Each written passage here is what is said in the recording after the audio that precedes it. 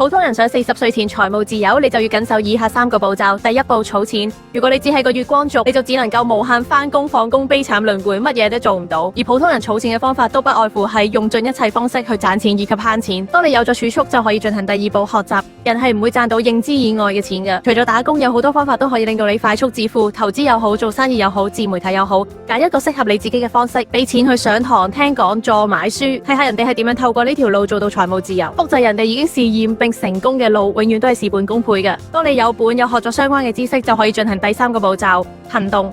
冇行動嘅夢想只會淪為空想。你唔需要等到個構思好完美先至 take action 嘅，反而係你先 take action，然後不斷 review，然後係改進。如果你都想提早退休，留言錢俾我會 share 多啲財務自由嘅思維同埋方法。無本生利嘅嘢，相信大家係唔會抗拒嘅。我今晚研究股票嘅時候，發覺有好多隻可以俾你無貨沽空嘅港股，佢嘅現價都要比佢嘅20天及50天平均價要高。只要你做齊以下3件事，我呢一份整理好兼且 highlight 埋嘅股票名單就會免費咁樣 DM 俾你。第一 follow 我，第二 like 我呢條片，第3留言錢。